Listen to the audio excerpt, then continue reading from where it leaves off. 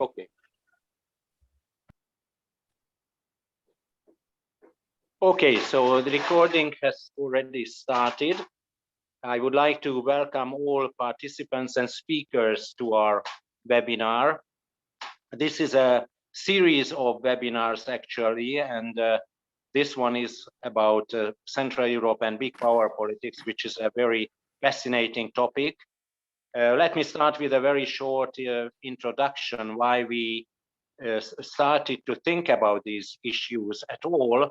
Well, it's certainly you don't need any explanation, but the story is that when we applied to the grant of the US Embassy here in Hungary, and we are very grateful for that, we had in mind to discuss many issues what we are facing today, and we called it the uncertain times of the 21st century and the 20s of the 21st century we are facing at the moment. And one of these issues is certainly the problem of the former liberal international order, whether it exists or it does not exist anymore, whether we live in something as what we might even call an international disorder, or whether we face something what some people call a global competition between big powers, and whether these big powers have the same spheres of interest what we used to have back 20, 30 years ago, especially during the Cold War period, 40, 50 years ago, actually. So do we live now in a new era of geopolitics? Even the European Union, the European Commission has started to use this term geopolitics.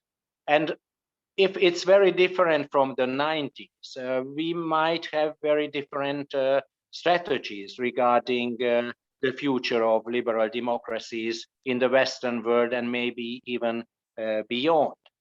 So what should the traditional Western world and its entities, its institutions, the European Union and NATO especially, use? What should they use to make peace and prosperity globally? What is their mission actually?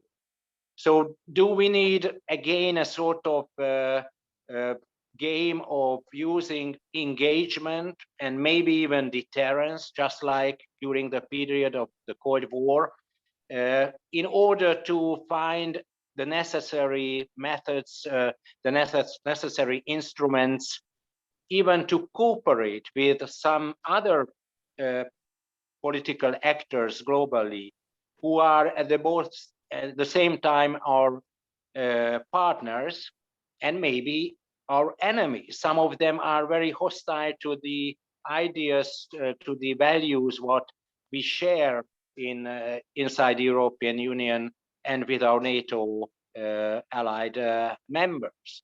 So you understand that I'm certainly talking mostly about Russia and China, the two big powers who influence our lives more and more, and recently compared to the 90s.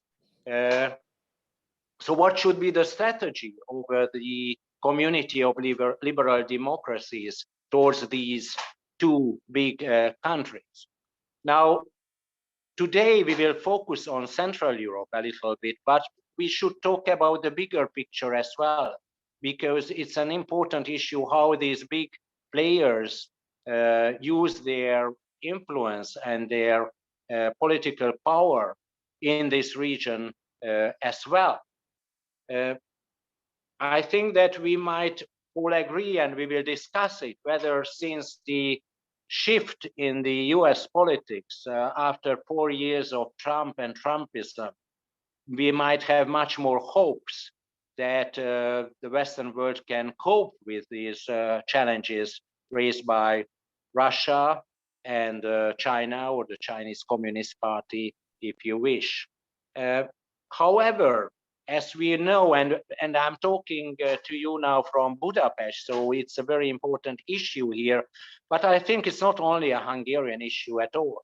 How should the European Union cope with problems within its own ranks and files, when a relatively small member state like Hungary actually raises real problems for decision-making processes inside the European Union. And sometimes, and more often recently actually, the Hungarian government has used its veto power in foreign affairs, where we don't have a majority voting or a qualified majority voting system.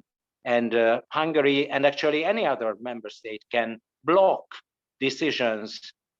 And Hungary did so in many times, even regarding China or human rights in general, using its power maybe as a revenge, maybe because of other reasons. It's another issue why Orbán behaves like that. But it's a very important outcome that the EU cannot use its soft or smart power because of some very special internal reasons, the problems within the European Union. And since we want to talk about the region and Visegrad, and Fidesz and Orbán, I think we should all discuss these issues. Certainly, the region is broader, maybe, than just the Visegrad Four, and Central Europe is bigger. And if we bring in, as we do, Eastern Europe to our discussions, the problems are even bigger, since some of those neighboring countries which would like to join the European Union now see that there is a problem inside, within the European Union, when some member states actually do not share the same values with the others as they are supposed to do so, since they joined the EU so many years ago now. Actually, most of us joined in 2004, 17 years ago, and now there we face new problems within the European Union. Now, that was a sort of introduction, but it's not my task to talk too long, but we have three panelists whom we invited, and we asked them to make their presentations, and I will list them for you in the row how they are going to speak now. First of all, Roland Freudenstein, who is the policy director of the Wilfried Martens Center for European Studies in Brussels, and who was already our guest, the guest of the Hungarian Europe Society before in Brussels some years ago. The second speaker will be another old friend, actually, Charles Gati, or Gati Károly in Hungarian, who visited us, the Hungarian Europe Society, here in Budapest some years ago as well. He is now a senior research professor of European and Eurasian studies at Johns Hopkins SAIS University in New York City. And then we have, as I mentioned to you, it's in Washington. Now you are in Washington, yeah. No, it is in Washington, yes. The university. You are in New York, but the university. Yeah, I used to live in New York. Yeah, thank you. Sorry for the mistake, but that's correct now. And our third speaker is Hanna Shelest, who is Director of Security Programs at the Foreign Policy Council, Ukrainian Prism in Kyiv, in Ukraine. So that's great that we will not have only a Central European and US perspective, but we will have a broader approach as well. And that was our intention, to broaden up a little bit our topics and our perspectives. So without any further delay, I would like to ask the three panelists one by one to make a sort of 8 minutes presentation, which will be based on their written contributions. You might check their essays, their pieces on our website. Please do so. And I think they will follow the logic of their papers, but you are certainly free to speak about something else which is connected to our main topic. So again, just let's start. And Roland, the floor is yours, and you are all welcome. Please go ahead. Thank you, István. Such a great honor to be with you again, if only virtually. and also to see so many old, long-standing friends and colleagues, such as Bodpeter, such as Hanna Shelest, of course, Anders Aslund, great to see you.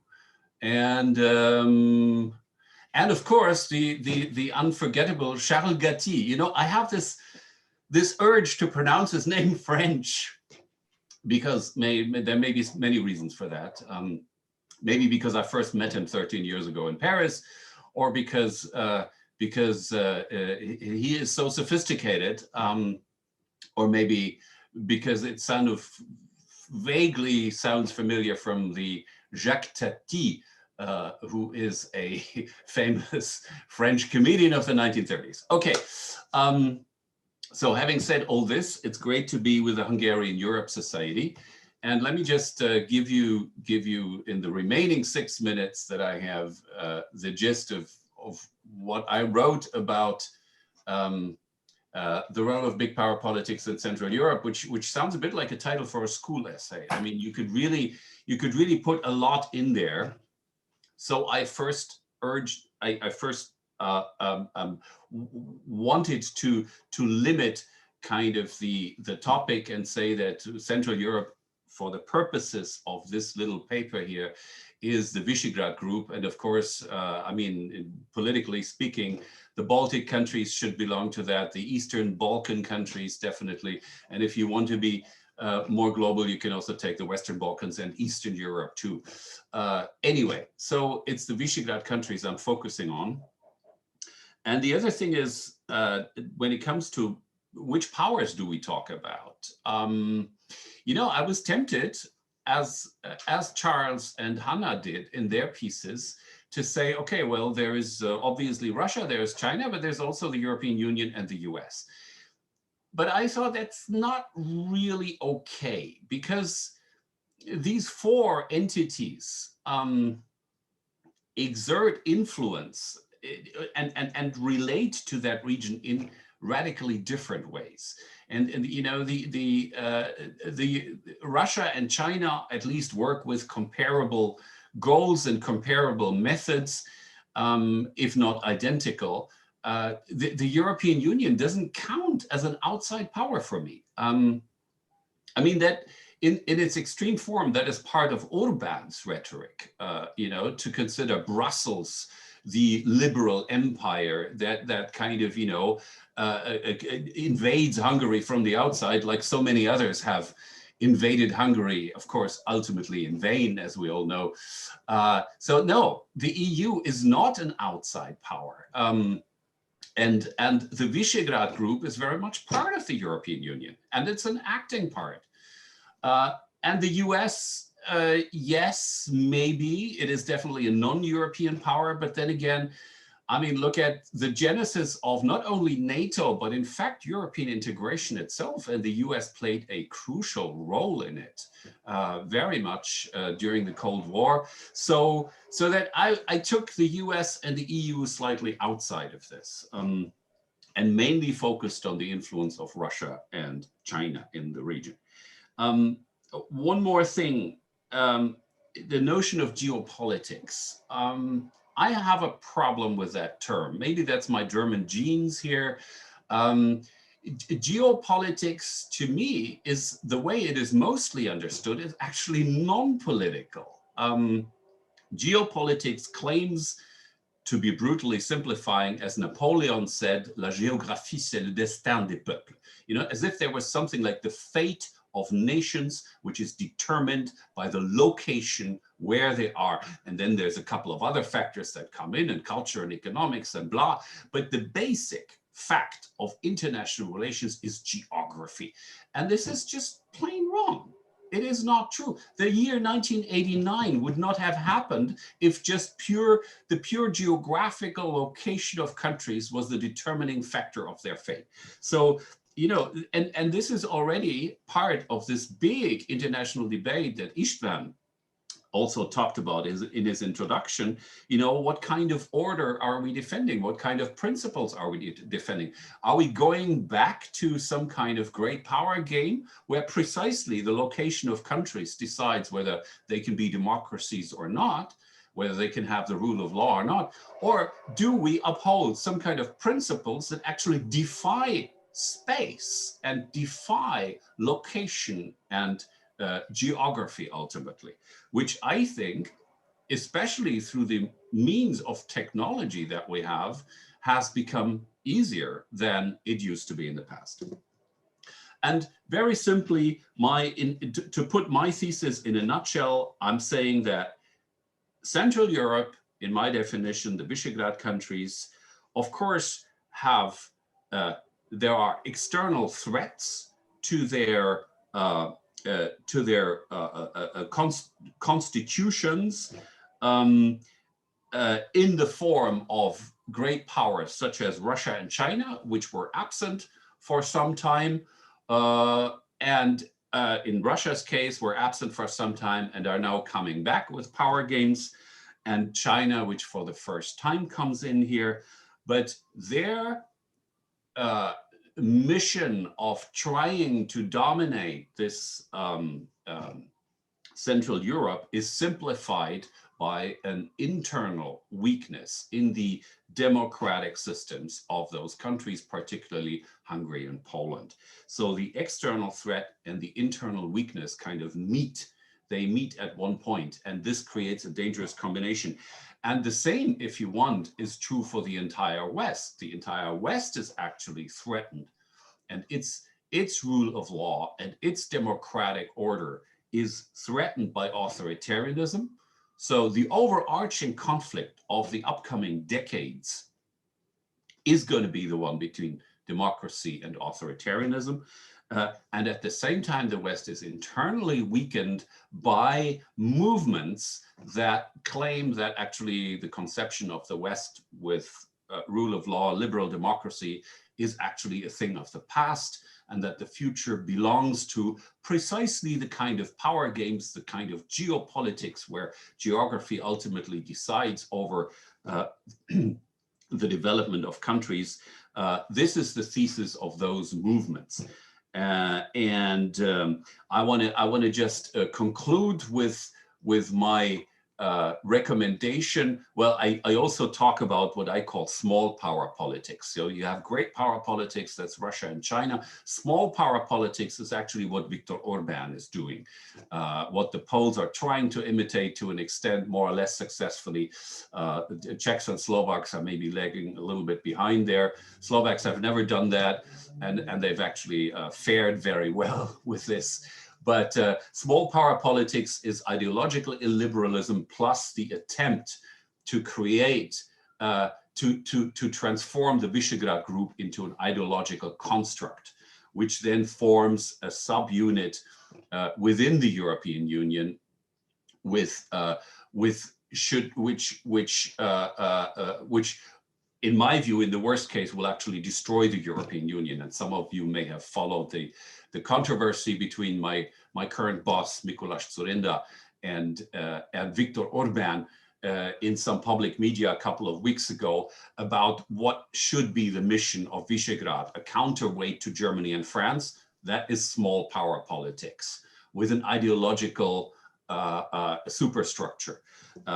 Or should it be a subgroup that cooperates in itself and that tries to constructively contribute to the process of European integration? This is Mikuláš Dzurinda's definition of the Visegrad group.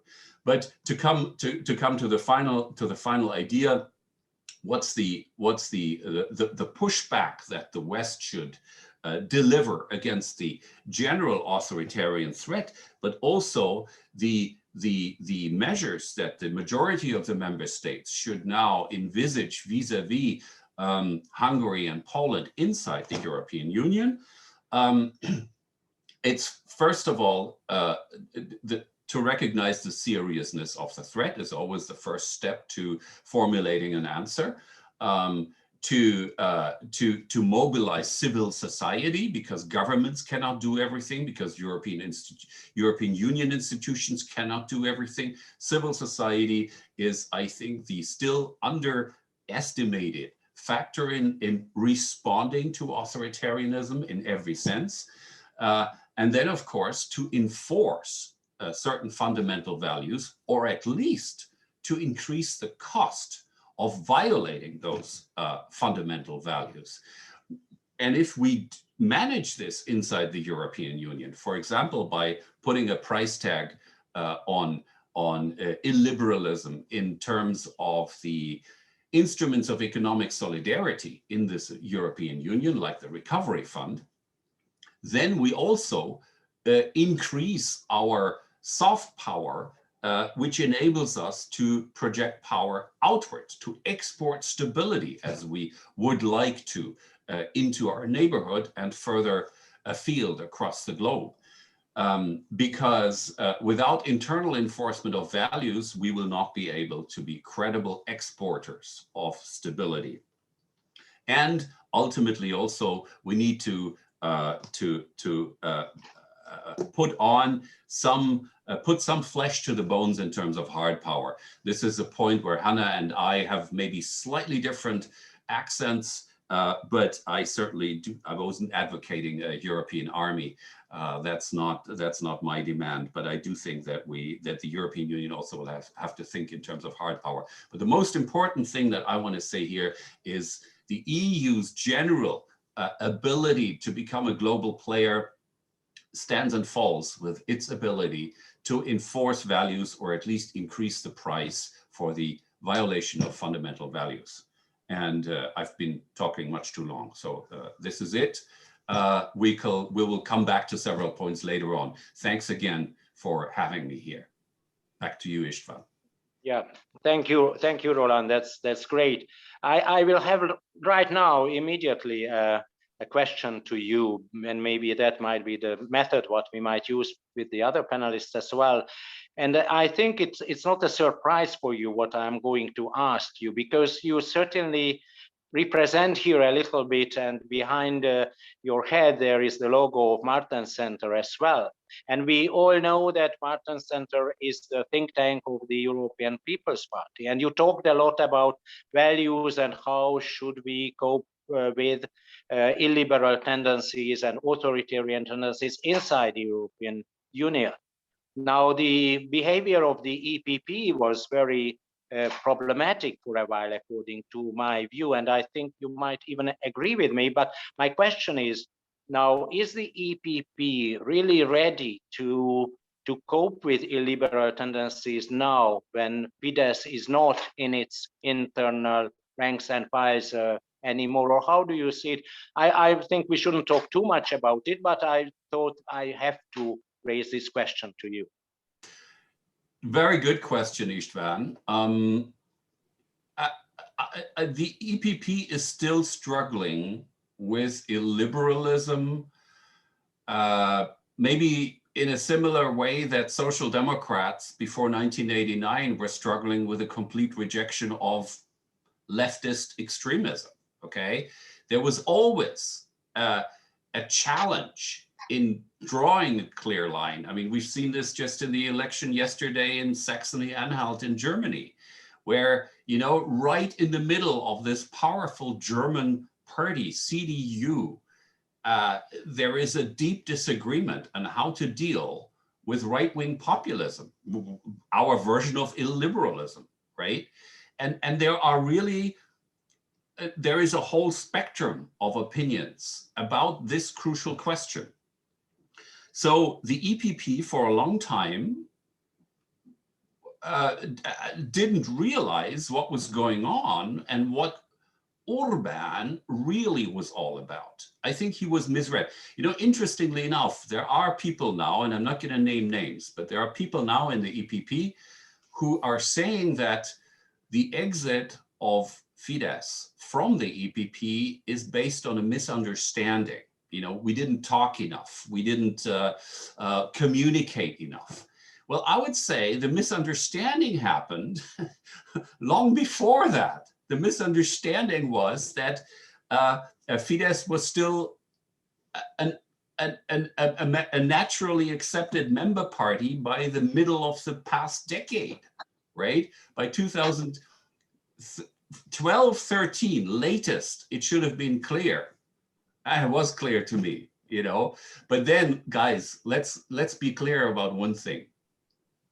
Parties and political families composed of political parties have certain internal mechanisms, right? Which there is a reflex that if there's criticism from the outside of one member, you rally to its defense. Fidesz was able to utilize this reflex in the EPP for a very long time, very smartly. And the way the criticism was formulated from the outside didn't exactly make it easier for the moderate parties in the EPP to actually start you know, criticizing Fidesz openly and then even try to get rid of them in the political family. So, you know, to put it in a nutshell, no political family likes to lose members. It's always a painful process, especially in a situation where the EPP feels it is squeezed between a liberal center composed of, on the European level, more liberal forces. In Germany, for example, it is the Green Party on the one hand, and the national populists on the other. And, you know, this is not a comfortable position.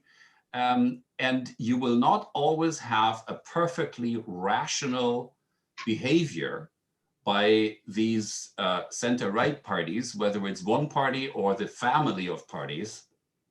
You will not always have a rational reaction to this challenge. And we just have to live with this. This is politics where you know, there is always a balance that these organizations have to strike between power and values. And ideally, there should be no distinction between the two things. Power should be used for values, but this is not always the reality. That's politics. So I'm happy that Fidesz finally left, and Fidesz wouldn't have left the political family if Orbán hadn't had the impression that he is only months away from being kicked out. That's it. Yeah. Yeah. Well, Roland, thank you. We talked a lot about this whole process in the last years. I thought we should mention it here again.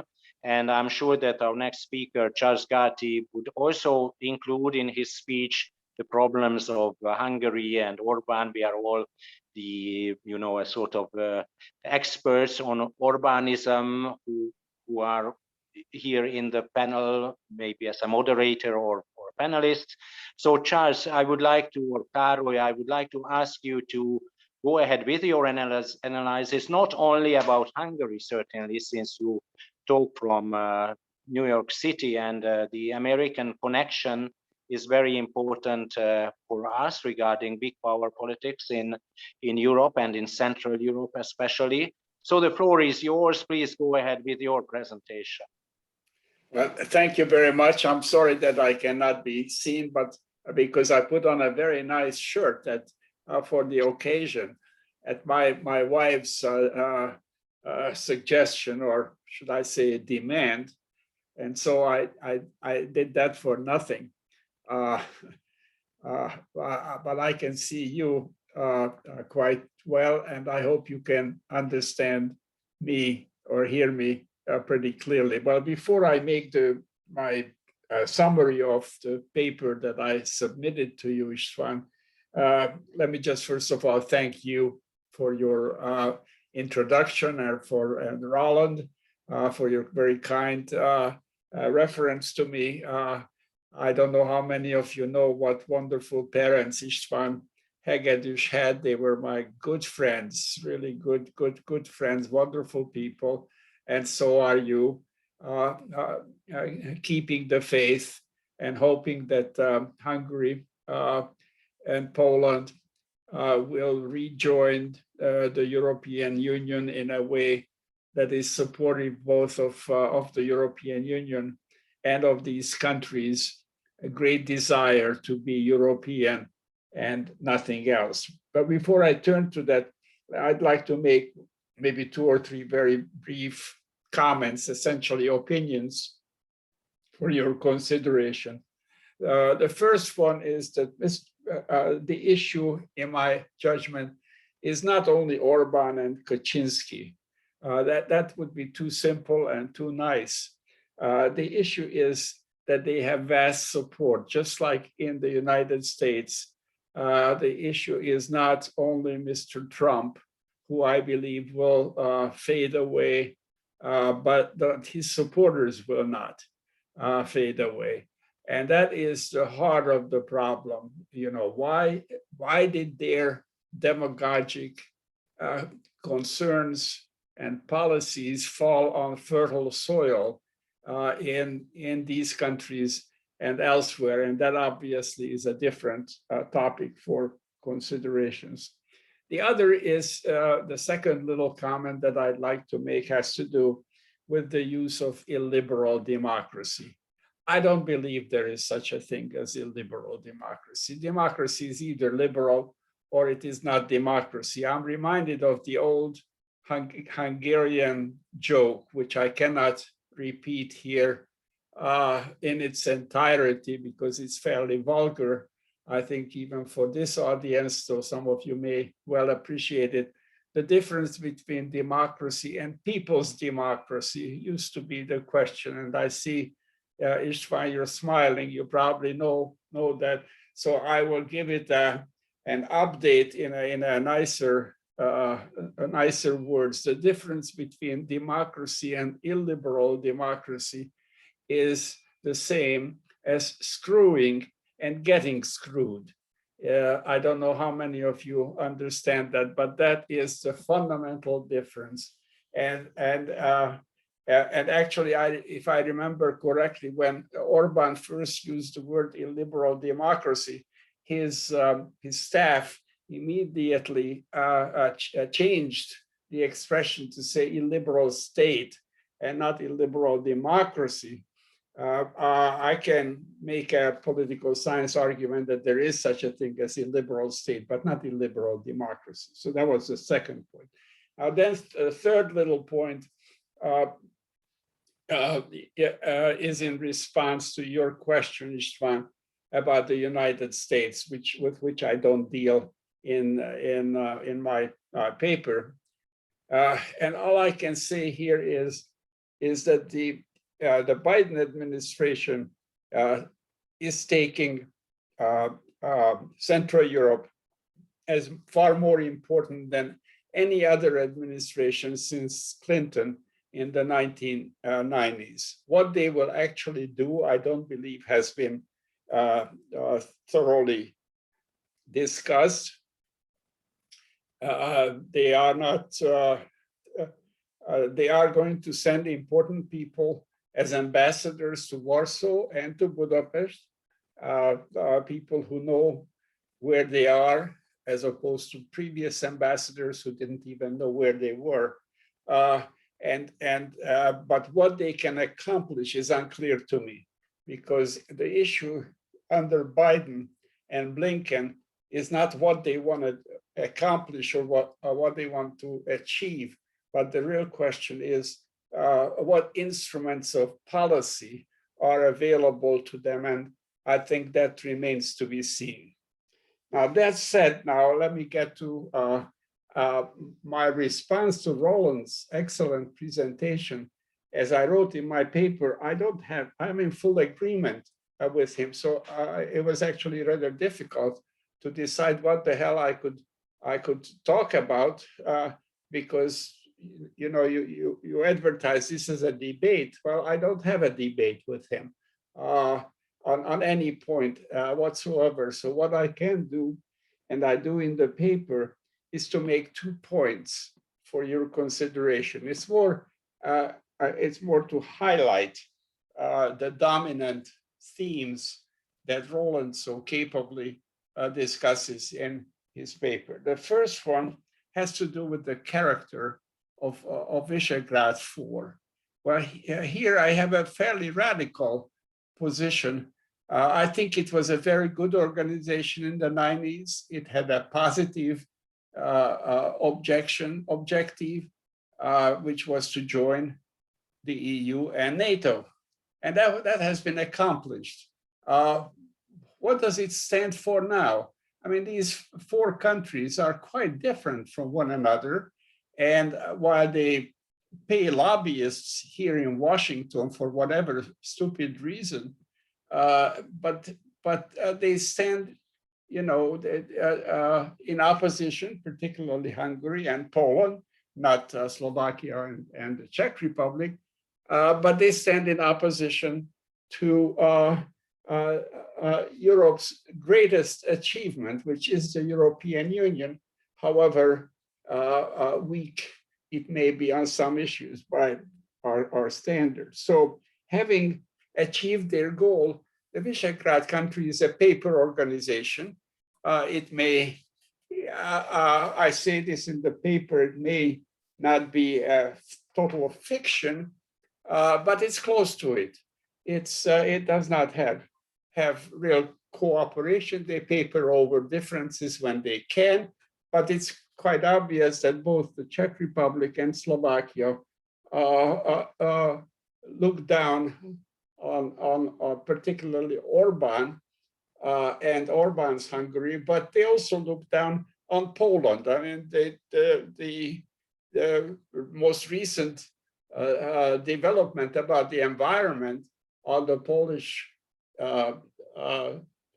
Czech, and actually the Polish-German border shows that the Czechs and the Slovaks have an interest in a strong European Union, while Poland and Hungary don't. The only good thing here one can say is that Poland at least is interested in NATO. Hungary is not.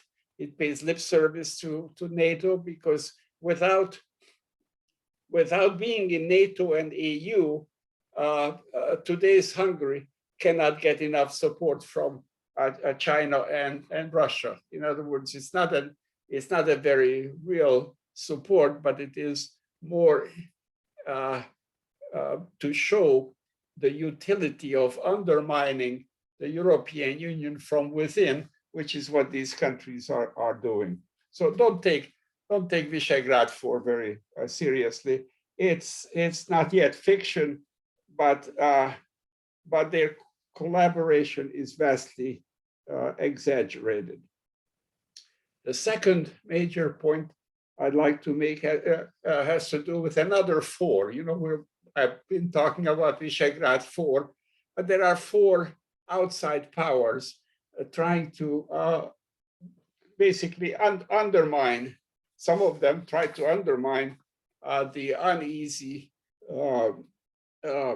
status of the Central European countries.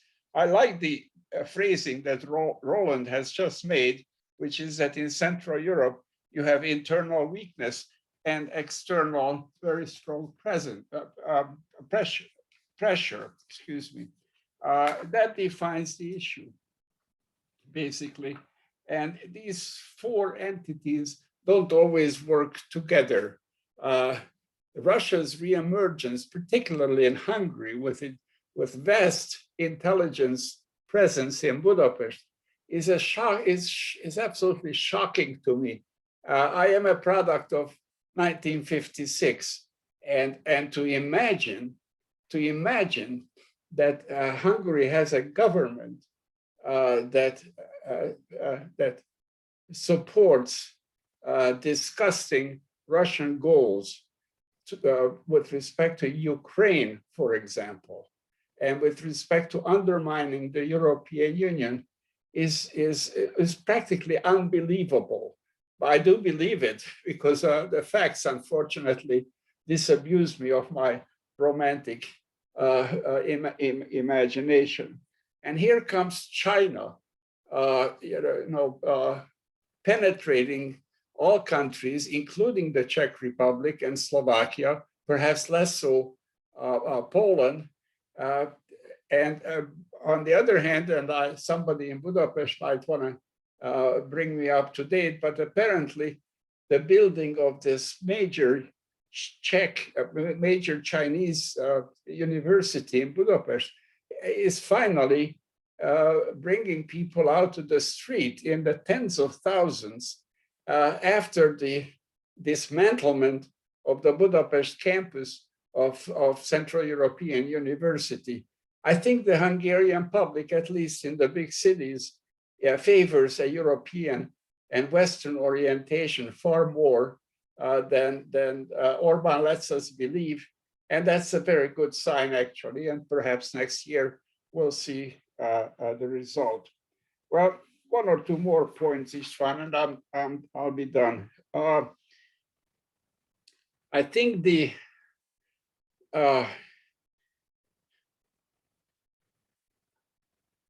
I think it's important to make a distinction, especially once you discard this V4 association. It's important to emphasize that the Czech Republic and Slovakia remain, despite some confusion and some conflicts, remain strongly committed to Europe and to Western values. That Slovakia has the euro, I think, is proving to be the most fundamental reason why it cannot, despite some populist inclinations and far-right policies, and despite the legacy of Vladimir Mečiar, despite all that, Slovakia is still a democracy, and so is the Czech Republic. It's important to note that the Czech Republic has had two presidents in service of Russia, first Václav Klaus and now Zeman. And despite all that, and it's unclear to me, I'd be very interested in what Grisha might have to say about the prime minister of the Czech Republic, who, whose past is at least blurred, but I think there is enough evidence, or so I hear. I didn't see the evidence that he used to be an informer in the Czech secret police. So all in all, to wrap it up, there are domestic tensions in the region. There are very important differences among the V4. There is acute competition in the region by international actors. And so this is not the Central Europe that we imagined in the 1990s. Orban is not the same person that he was in the 1990s when István and I and many others knew him so well. Now there is widespread corruption, economic underperformance. They're not catching up with, they are improving, but they're not catching up with Western Europe. There are vast differences, as elsewhere in the world, between cities and countryside. And so there is an uncertain future. I don't think international actors will vastly improve on this.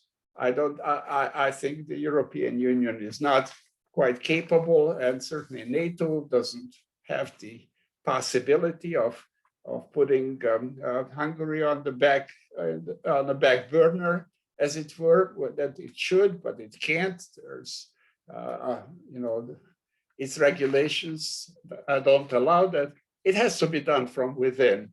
And whether the Hungarian elections next year will produce that, I am not really qualified to make a statement about it. I'd love to hear some opinions, but I think there is a possibility, and we intellectuals there and here, we have to keep hope alive.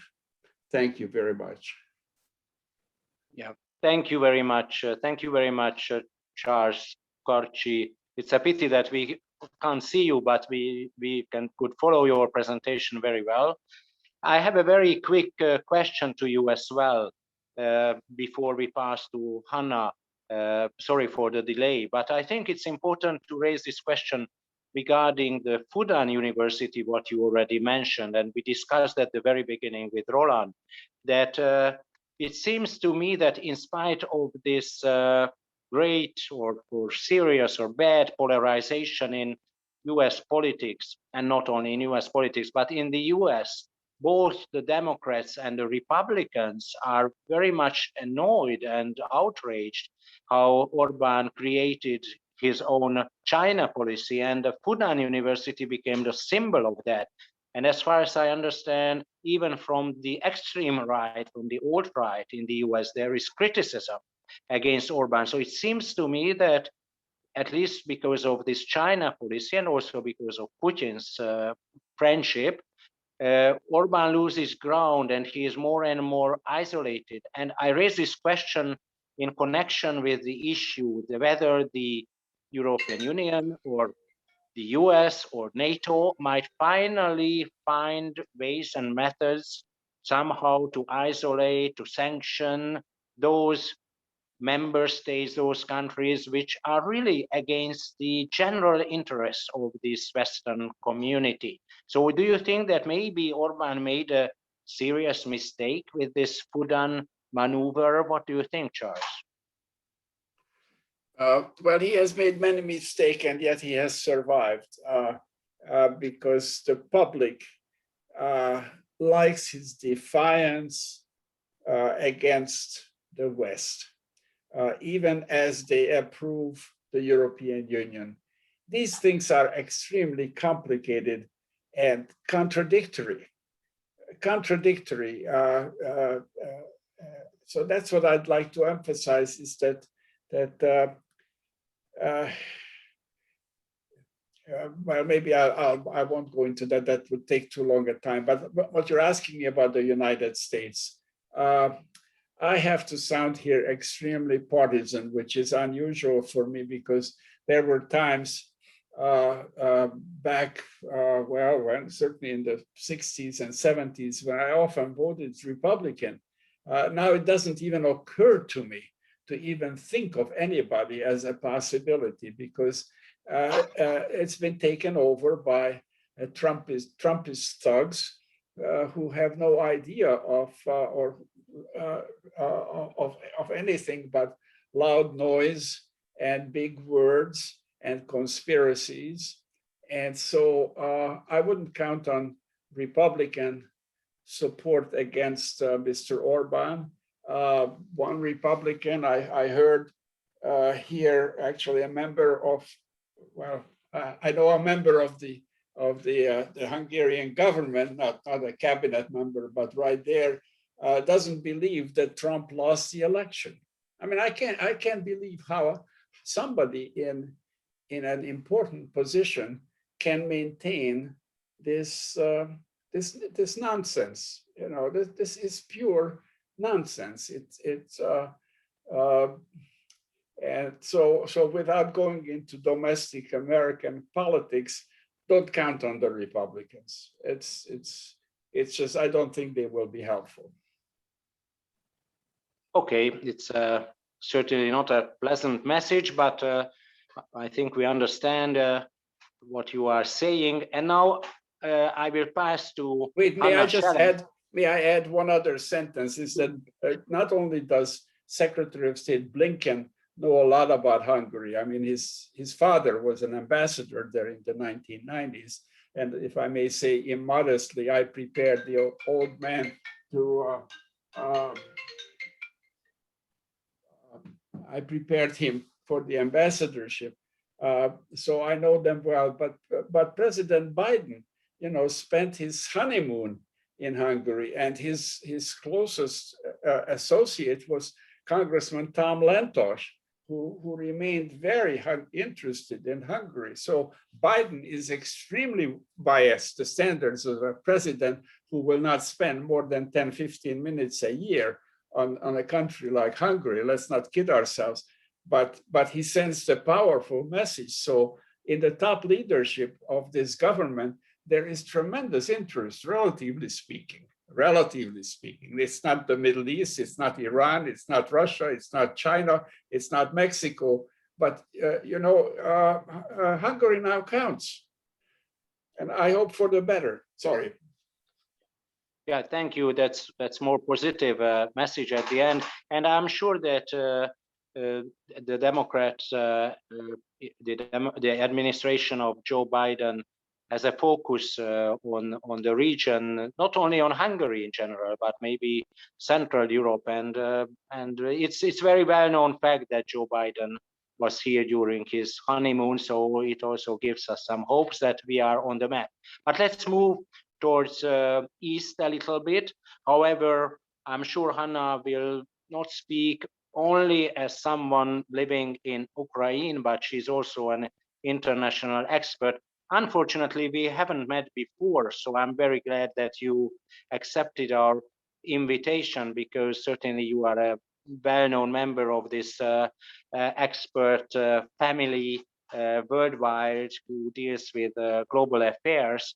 But on the other hand, you certainly might have a very special focus or approach, and it's important to have someone from the, let's say, post-Soviet, whatever it means, region. And I agree that we shouldn't talk about geopolitics, but still it's important where we come from. And I think that Hanna might have maybe some other points which might give us a more broader view how Central Europe or East Central Europe is on the map, and what is the role of big power politics in this broader region. And again, it's not only about Russia, as you also wrote about it, but it's also about China.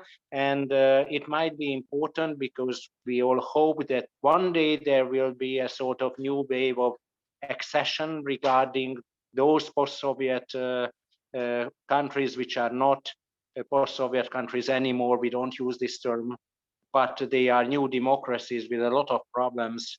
And we all hope, I think, who participate in this webinar, that one day these countries, including Ukraine, might join Hungary and others, and we will have a broader European Union. So in that sense, it's not a different world, but we face the same problems both there and here. So Hanna, the floor is yours. Thank you for your paper, and please go ahead. Thank you, István, for the invitation. It is a great pleasure to be here, and really a miracle that we haven't met before, considering that before pandemic, I usually been at least 3 times per year in Budapest. But that just demonstrates how vivid and active is Hungarian expert community, that you always have an opportunity to meet new people and new experts over there. And you know what is interesting, that geographical center of Europe is in Ukraine, in the western districts of Ukraine. So it's always interesting how we positioned itself. We never considered ourselves at the same time Central Europe, Eastern Europe, at least because like the whole Eastern Europe is definitely ours. But in terms of politics, definitely we used to the Visegrad Four as the Central European countries. That's why I predominantly concentrated on the situation over there. Even that I see more and more developments in the academic community where Austria is very often added to the list of the Central European countries. And it seems to me sometimes it can give a different perspective to the region, widen a little bit. I'm not sure about the Balkans to be there. It definitely depends for how many parts we are dividing Europe. But still, definitely, it looks like yet few countries from the old members of the European Union can be added. And in that case, the situation in Central Europe will look a little bit different. That's what we are discussing today. What I'm not going to talk is about democracy, because it seems to me that my both co-panelists perfectly talks about it and even better wrote in their papers. And as I concentrated in my paper, what is closer to my heart, the questions of security. But at the same time, I definitely need to make like a chain or a connection, like a tie between the first and the second. One of the reasons is very simple. Ronald talked a lot about liberal democracy. And what is interesting that what is approached and perceived as the positive thing, as the modern thing, as an avant-garde thing in some way in Western Europe, that is one of those issues that have sometimes a very negative flair. If you go to the narrative promoted by Russia or by those proxies or supporters in the Central European countries. So now the term liberal democracy very often used by them as the negative connoissance, as something more of the dangerous development rather than positive development. And it seems to me that these cognitive dissonance between what we include in these words, what we include not just in the words, but in the whole world around these two words of liberal democracy, is becoming weaponized now. And that is really interesting because we, for many years, been analyzing the pro-Russian narratives in many European countries with the different sociological surveys. Unfortunately, most of them are not for the public, so I can't share you with the numbers. But what we noticed that these ideas of liberal democracy is something what is the most targeted. It's used to be targeted a lot by Russia. Now it is targeted even by China.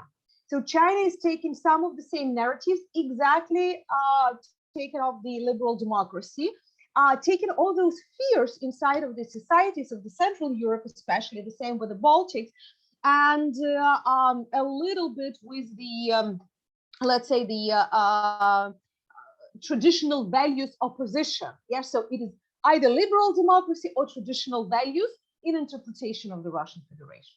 However, jumping from these, I've been trying to look at my paper at the security issues that is definitely in the flux.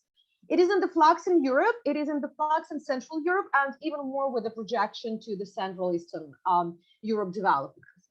And because it is in the flux, one of the most important things for me was that is the how security issues are becoming either soft or hard security, or how they are changing their meaning and their priority for the Central European countries. Because definitely after the collapse of the Soviet Union and the Soviet bloc, the country has been talking more about issues of soft security, of economic security, of energy security, of political security of the countries, of human security.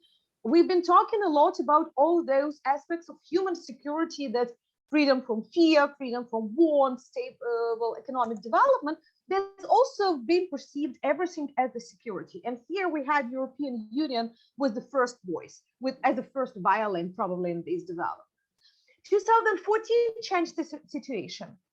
We returned back to the hard security issues again. We again speak about the real military threats, but we also look how some issues that before being soft security from the big powers, like cyber, we perceived it always as a soft security issue. Suddenly it became an issue of hard security, but also the reality of threats. What's happened in the Czech Republic in 2014 with the military storages that just blowed up the information space and all media in Central, and not only in Central European countries, but all around the Europe, with the direct connection of the Russian Federation Special Forces being involved in that tragedy.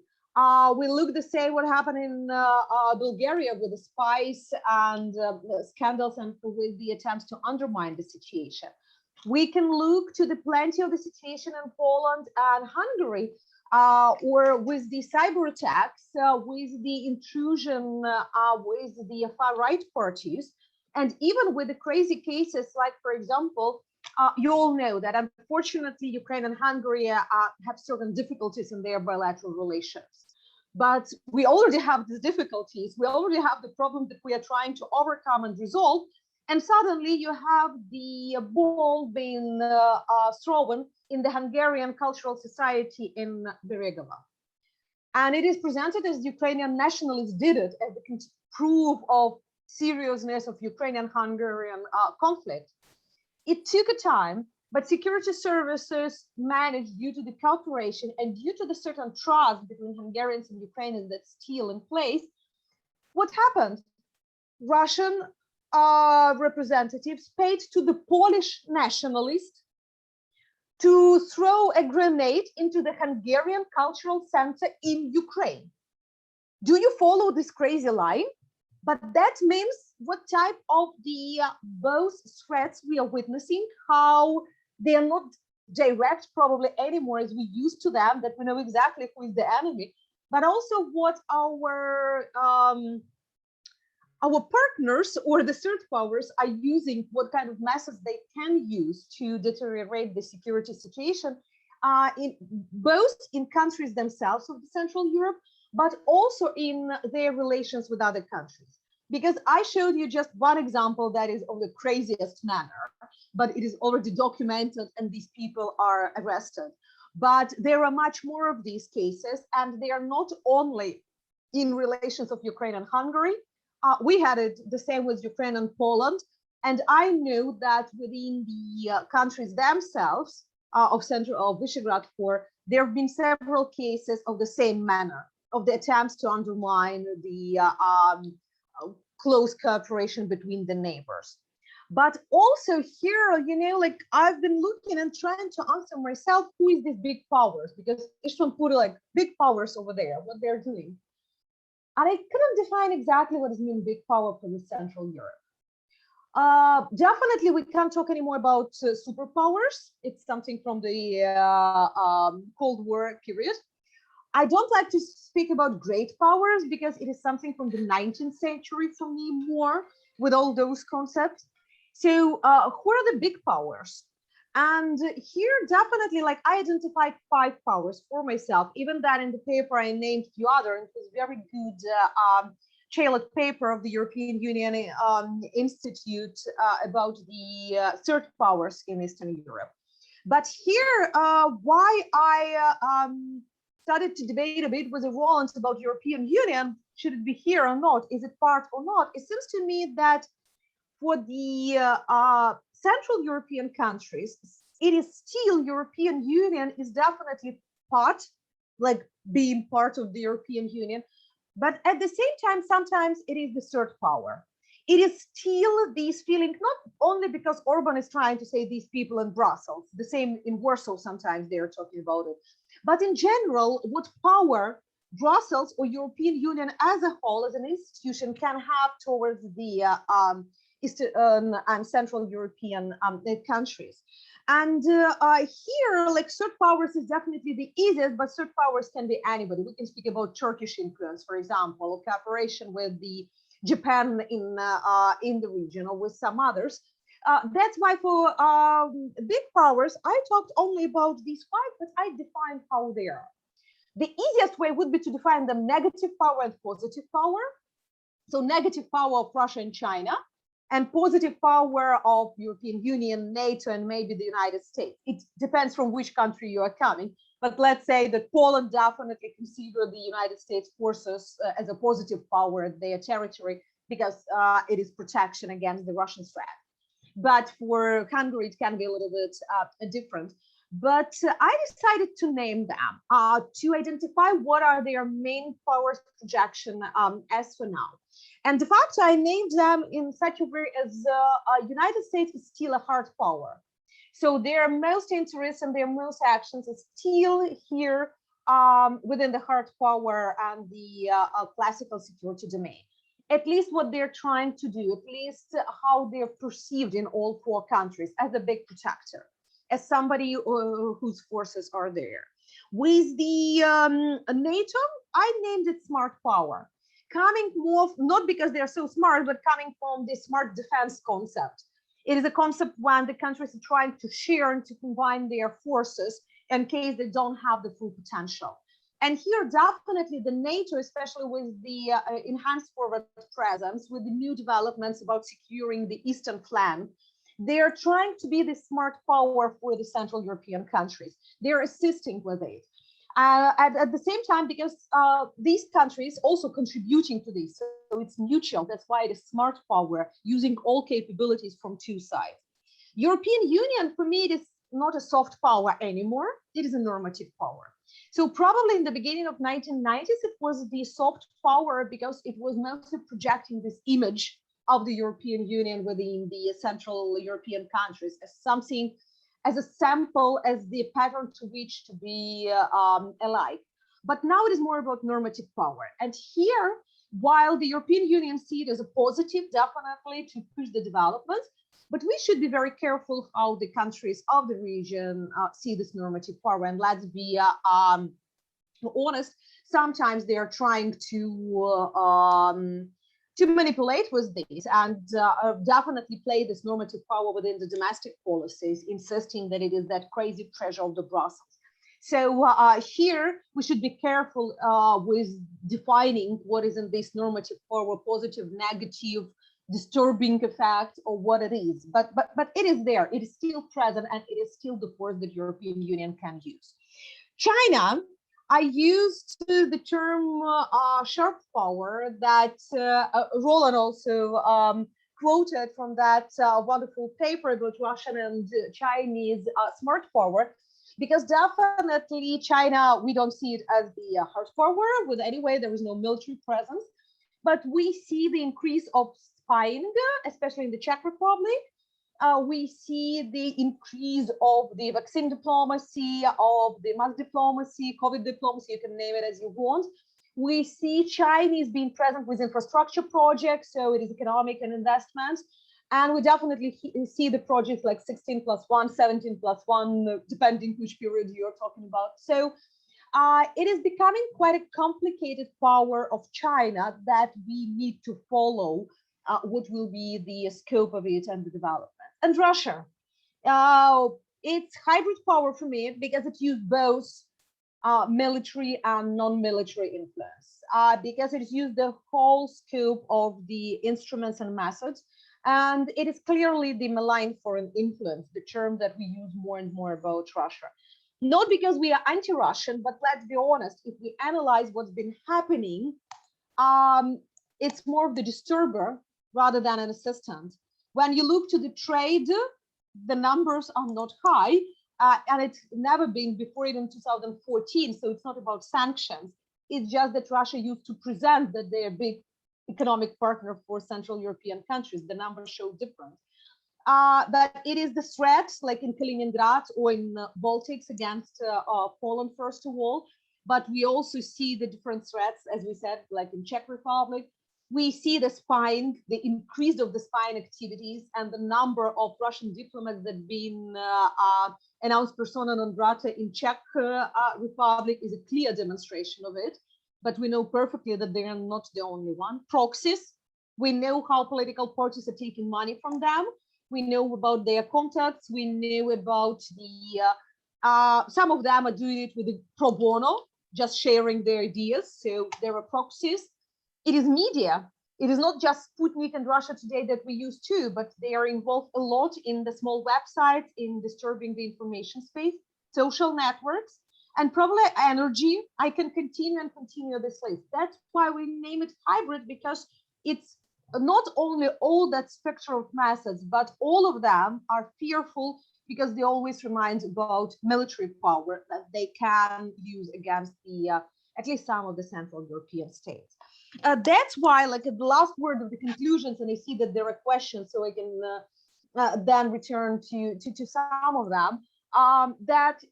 When we are talking about Central European countries, it seems to me that for them it's extremely important to define all of those challenges coming from these big powers, like understanding what are their methods, because they will determine the policies for the future. So in case we would like to speak about resilience, if we would like to speak about the development, it's probably we should not just speak about the big powers as a whole, but trying to diversify what are their favorite methods to be used. Okay, thank you very much, Hanna, and thank you for all the clarifications and definitions you made. And I think it's very important to realize that security issues are so different today. When you mention the vaccine diplomacy or disinformation campaigns, or we can include the Fudan University or many other issues which are part of these new strategies that authoritarian and illiberal players, actors use today. And it's exciting that you mentioned Turkey and you broadened the scope so much. Thank you very much. Now, we don't have much time, but I also want to raise one question, actually the same question what István sent to you about this special Hungarian-Ukrainian relationship, whether the Hungarian government, according to your views, blocks Ukraine's membership inside the NATO because of bilateral issues, or there is something behind it, there is something, no conspiracy, but maybe a bigger issue. Please go ahead, but be quick because we will want to have more debate in the last 15-20 minutes. Surely, I think that first of all, it is bilateral, or even more, it is a domestic Hungarian issue. Because we know that ethnic minorities issues were always one of the core within the Hungarian domestic agenda. And it was not only with Ukraine, with Romania, with Slovakia, you know perfectly all examples of the previous complications in the bilateral relations. Now it is Ukrainian turn. I would say that it is not complicating too much because they are blocking this NATO-Ukrainian Council only at the highest level, so between the presidents. But they are not blocking it at the functional level. So ambassadors are meeting at all other levels, military council is meeting, so no problem at this level. And we also found one very interesting variant of cooperating in the triangle Georgia, Ukraine, NATO. So we see that Hungary is not blocking it. And even more, when the decision about the enhanced opportunity partnership status for Ukraine being made last summer, Hungary didn't block it. So that would give us the chance to speak that it is more for the even more for the domestic audience of Hungary, and definitely to press Ukraine to accept some of the decisions from the in terms of minority rights, rather than play with the Russia. I would say that in this case, Orban very often is that pro bono proxy. So there are some parties that need to take money. For Orban, unfortunately, often it is just the coincidence with the same ideas that Russian presidents are speaking. And that is more dangerous, let's be honest. Because if you're just paid, you can be overpaid. If it is something you believe, it is a little bit more difficult for your partners. Okay, thank you. It's exciting how the Hungarian government plays with Ukraine and the issue of Ukraine domestically and internationally. For us, I think it was new what you said. Now, we don't have much time, and unfortunately, I'm using my cell phone, and I cannot actually see when someone raises his or her hand. So I would suggest to you send your question in the Q&A box, because then I can see it. And actually, I will pass the floor right to Zsuzsa Szelényi, because she sent a message that she wants to raise a question. I will ask all of you who is going to speak from the audience to be very short, because we have not much time. And I hope that all three of the presenters will have a chance at the end to react to all what was said until now. So Zsuzsa, the floor is yours. Please be short. Okay, thank you very much. It was, all of you were really very interesting. I would like to discuss a little bit the Visegrad, whether it makes sense or not issue, which was a bit of a contradiction. I think Charles Gati did not think that it make much sense. But when it was reintroduced like 10 years ago, actually the entire Hungarian political, all the parties promoted the idea. We did see a reason behind. However, Orban obviously used it as a ideological forum, which was not the way how, for example, the opposition planned the Visegrad to work. But there is a lot of common interest and economically specifically, and I would be a bit more interested how this constructive force in Visegrad would be imaginable. If I want to be the devil's advocate, what, for example, Slovakia got out of being adapting to the EU and friendly and pro-European so much, is this so much better off than Hungary, which is like using a much more aggressive policy within the EU. So I would be interested to hear, obviously, Roland's opinion. And just one other question. You mentioned civil society, that we underestimate the strengths. there are two new things in the EU, mainly for example, this conference on the future of Europe, and also a new fund on, I think it's equality, rights, values fund, which was recently decided upon to support democracy, basically in EU member countries. Do you think that these are like game-changing tools in the EU? Thank you. Thank you, Zsuzsa. I will ask all our three presenters to remember what Zsuzsa asked, because there are two more people who would raise their hands. I cannot see them, but I saw their messages. So please, Grigory Meseshnikov, you are next for your comments. Yes, thank you, István, for inviting me to this excellent discussion.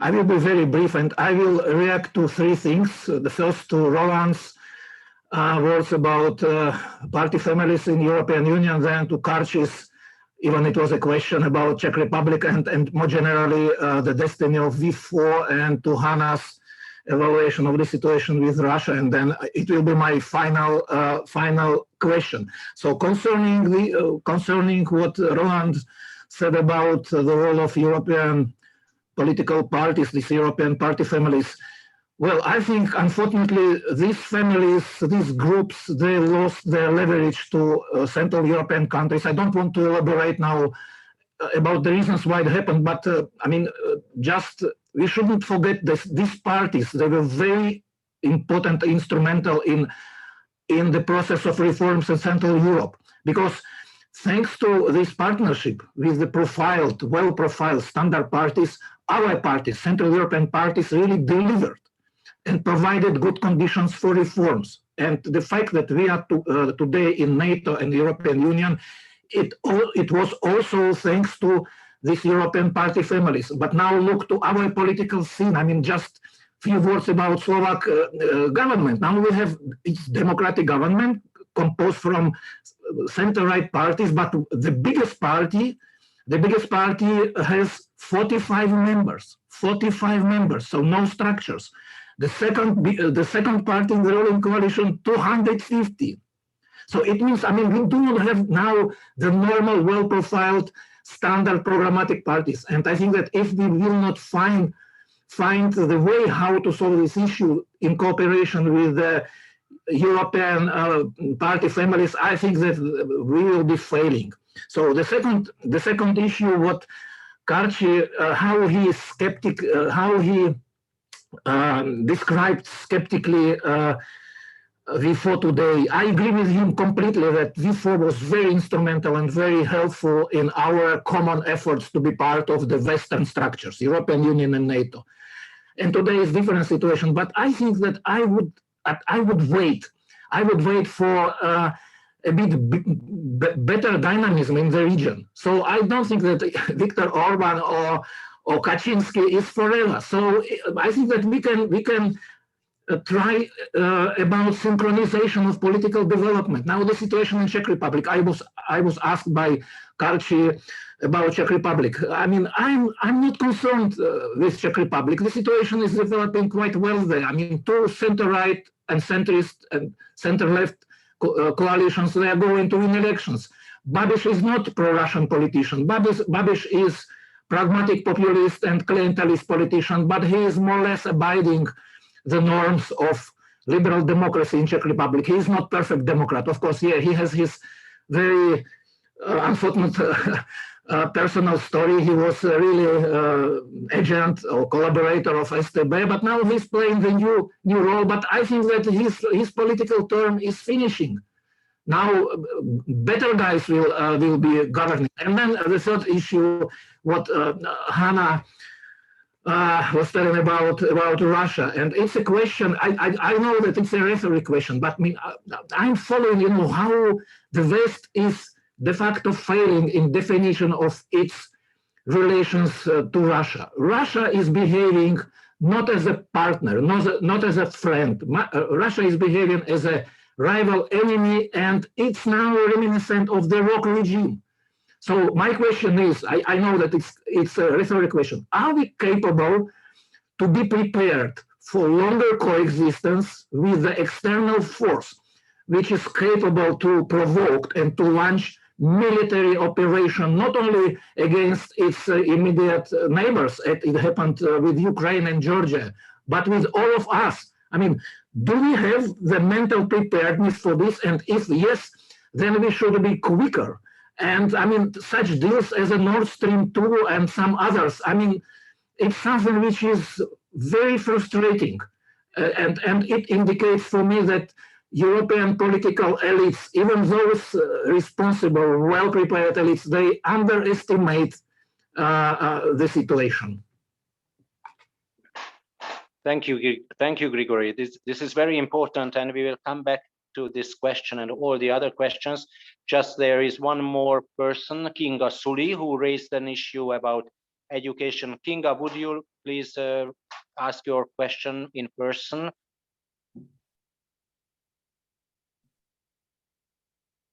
Are you with us? If not, I cannot see you.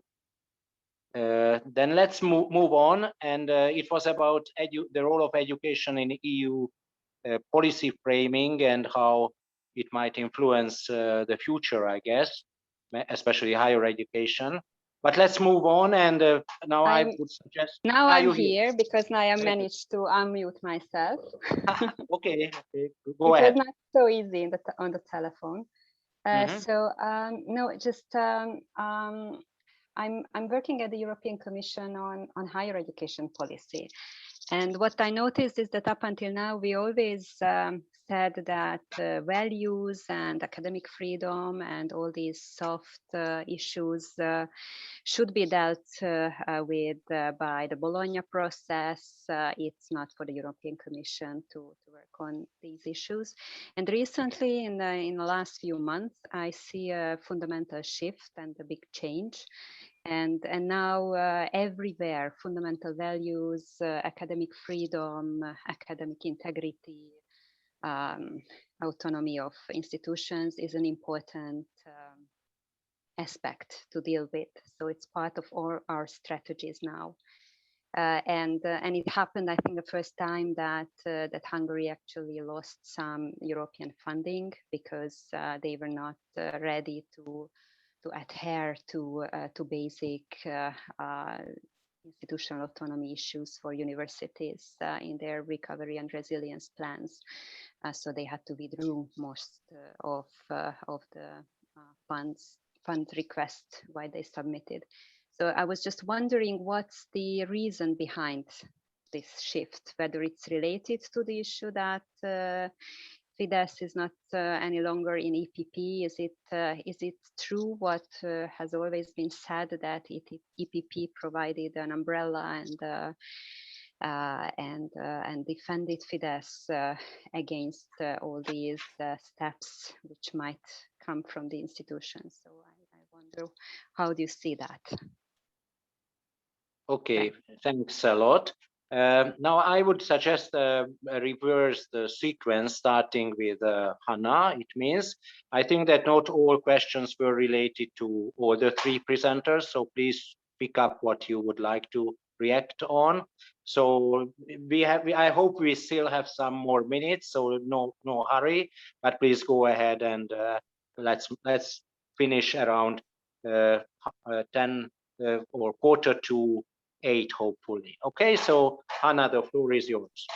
Thank you. I will be very brief, replying just for two questions. One about the civil society, as it was raised. And it seems to me that civil society in our countries for many times demonstrated that they are much more mature than the governments.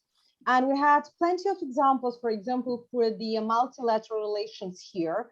Like recently, despite all the conflicts that we have, civil society organizations initiated the bilateral expert forums. And it is Ukraine, Czech Republic, Ukraine, Slovakia, Ukraine, Hungary, Ukraine, Poland, Ukraine, Romania. So each year the meeting is in one or another country. I mean that either in Hungary or in Ukraine, either in Slovakia or in Ukraine. So in this way, it is like changing. And it is very productive because it allows to speak about all those difficult questions, to search for the new solutions. And most of these experts who are participating there, they had the possibility to recommend their governments. And we see that more and more the MFA representatives are coming to these forums as well for the first sessions to discuss, to listen to those ideas and to have better perception of each other. So it seems to me that such initiatives usually are very important. The same is happening between the Central European countries in Visegrad, where we had plenty of projects. And by the way, don't forget that we have the format Visegrad 4 plus Ukraine. And sometimes it is very active, sometimes it is blocked, unfortunately, due to the, again, Hungarian position for the last few years. But at the same time, within these formats, military are meeting regularly and civil society are meeting regularly. So that gives the potential for further development, even when the governmental relations can be not very good. And it seems to me the same is happening between the European Union as a whole and the Central European countries. It's also within the civil society formats that give the opportunity to raise some of the difficult questions. About Russia, Grigori, you raised a wonderful question. On one way, it is rhetoric, but otherwise, it seems to me we started to give the answer to it slowly but steadily. We started to speak about resilience. Resilience is a fantastic concept because it is like vaccine. It doesn't say that you would never catch a virus, but it means that you will recover quicker and you will not die. So that is what resilience. As soon as we are building within our society, we're becoming more prepared to the potential threats and disturbances, challenges that we have. Our societies and governments are becoming more mature to respond. And definitely the cyber attack can happen any day. The new viruses, cyber viruses are created hourly. And our probably firewall would not be able to stop all of that. But we need to know that our specialists know how to react, that we have the additional servers, that we save the information, that we protect it, that we cooperate to find out who is guilty. I gave the cyber because it is the easiest probably for definition. But we started to do the same in the other areas. And that's what NATO now is promoting a lot. And that's what European Union started to talk about. Just a few weeks ago at the Eastern Partnership Forum, we talked a lot about the resilience from the European Union point of view.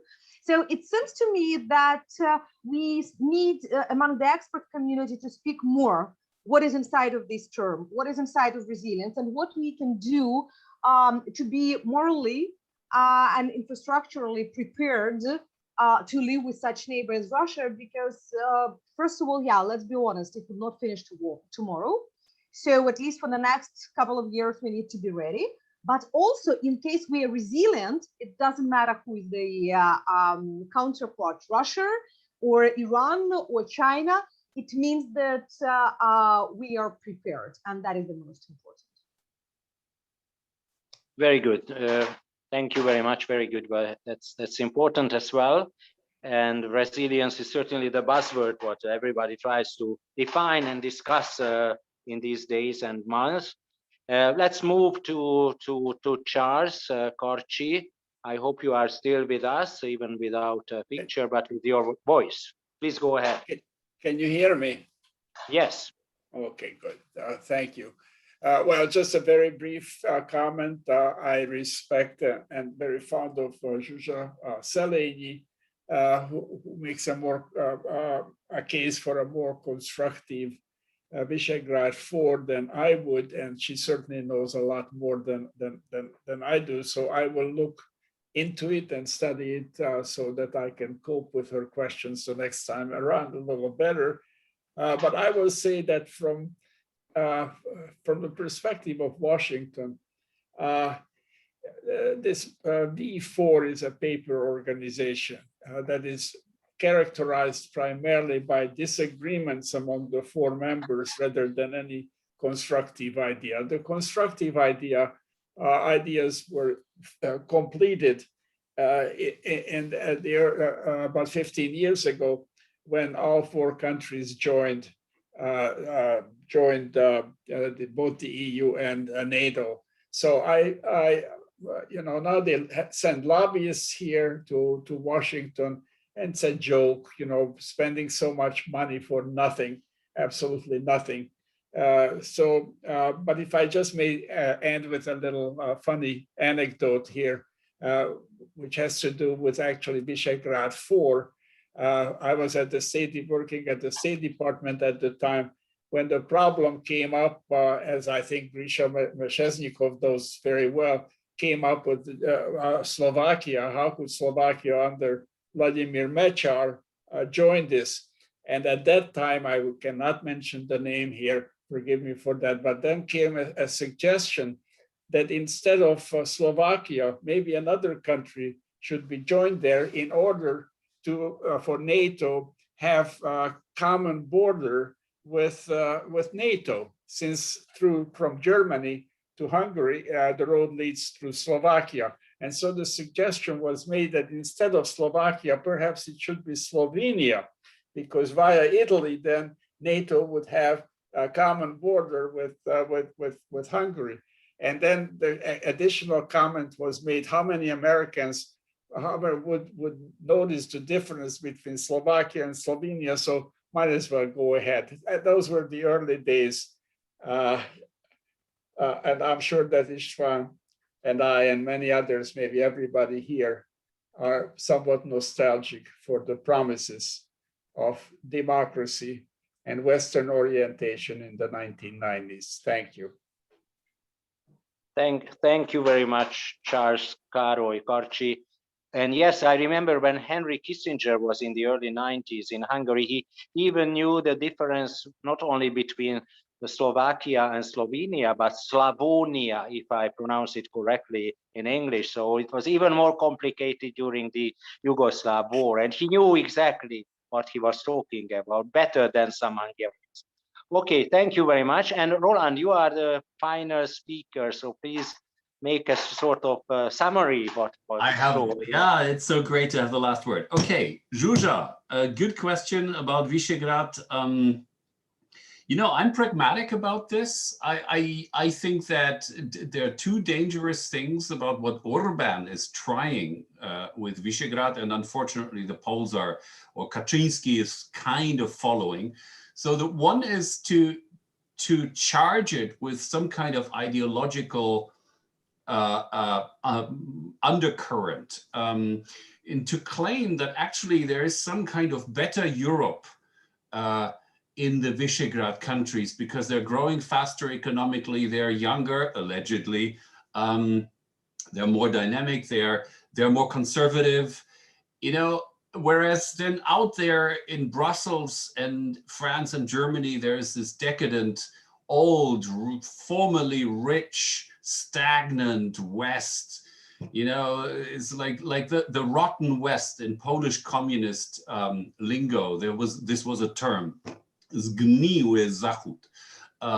So you know, and Orbán is putting all this into his definition of Visegrad, and this is, I mean, it's first of all completely obviously nonsense, because there are as many social pathologies in the Visegrad countries as there are in other EU member states, you know, and some people would maybe claim even more. But, you know, so this is the first dangerous thing. And the second thing is this counterweight idea, you know, and when Orbán talks about that it's completely normal to have Visegrad as a counterweight to Franco-German domination, he gives this example of the Benelux countries or the Nordics. Well, who has ever heard of the last common statement of the foreign ministers of the Benelux countries, right? I mean, it's a pragmatic cooperation. Benelux were countries with a common past, with actually only two really official common languages, Dutch and French, and you know, they had some common interests, and they could pragmatically bring these interests forward, and that is completely okay for Visegrad. And I think you know, if there is any value connotation for Visegrad, it is the one that was publicly announced at the moment of the foundation and in 1991, you know, which was the rule of law, which is pluralist democracy, democratic elections, checks and balances, and all this. It's all in the founding documents, and that should be, if any, ideological connotation should be the Visegrad one. So that is my perception of it. You know, and last word on this. I mean, seriously, if every other member state, or maybe only a handful of member states, behaved in the European Union about Europe the way that the Hungarian government is behaving at the moment, we could forget. The EU would collapse. It would come, the process of European integration would come to a grinding halt. You know, if we all did these referenda and national consultations and the appropriate campaigning going along with these issues, completely biased questionnaires. Imagine a questionnaire in Holland or in Finland or even in Germany, you know, asking people, do you want to give your hard-earned tax money to the Southerners in the European Union? You know, oh, we could do referenda about this, and I can tell you how the referendum would end, you know? So, I mean, for all these reasons, this is not the way to go forward. And Slovakia is, of course, doing the right thing by not behaving like this, because it's in Slovakia's interest as a small country that the EU is maintained, that the EU survives. And the way Fidesz is behaving, it will not. Okay, now civil society has been more or less answered. One word on Kinga's question about, is there a correlation between more talk about values and action on values by the European Union institutions and the EPP membership of Fidesz? Possibly, but it's much more a process than one change that happened when Fidesz left the EPP. Because if you're, I mean, in my view, the breakthrough in terms of the EU institutions and putting a price tag on the violation of values was the conditionality on the rule of law that was tied to the funds and to the recovery fund and the EU budget. And when that decision was taken, Fidesz was still a member. And the EPP group in the European Parliament was very much behind this effort of the European Parliament to actually force the Council to adopt this conditionality. And then a compromise was negotiated. So I don't think there is a direct correlation, but yes, these are two processes. Fidesz, step by step, leaving the EPP, first being suspended, and then stepping out of the group, and then stepping out of the party. And the other process in parallel is that the EU is more conscious about its values and how to enforce its values.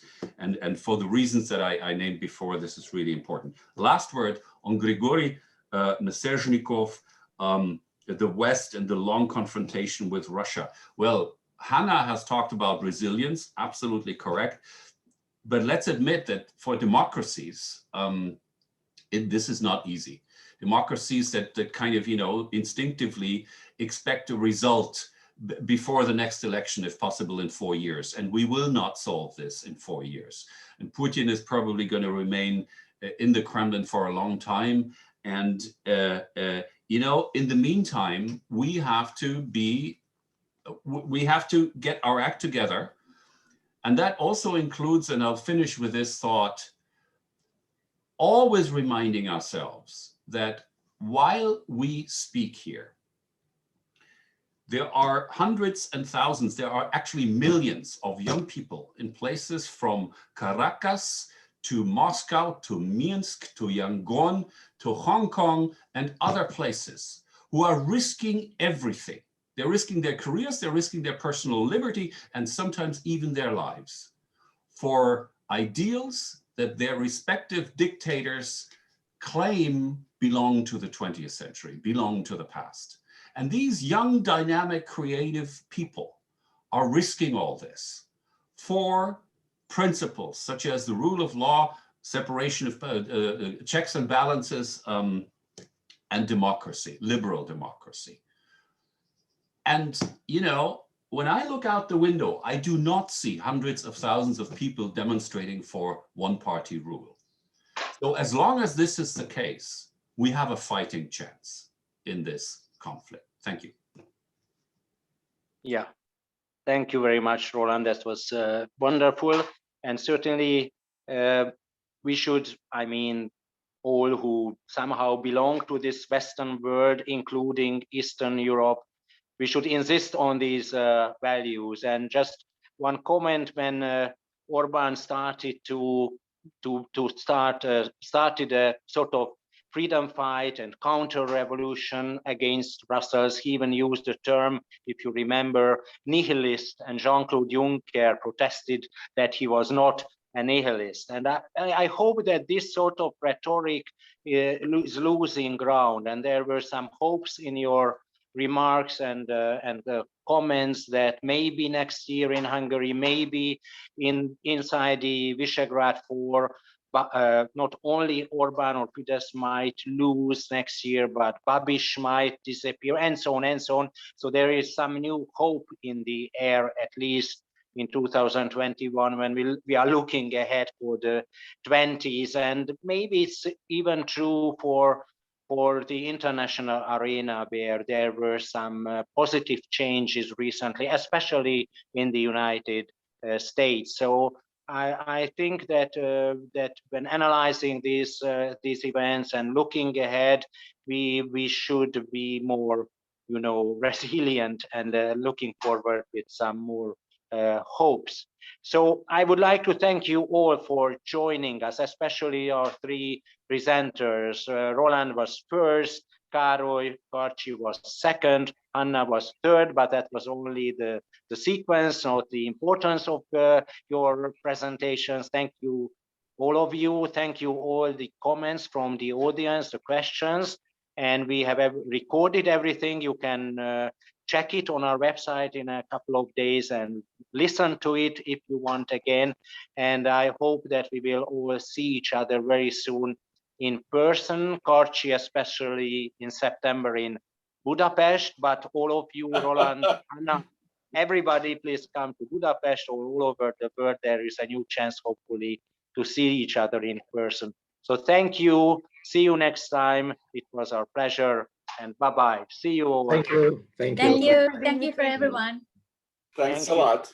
Bye, Grisha. Bye. Bye.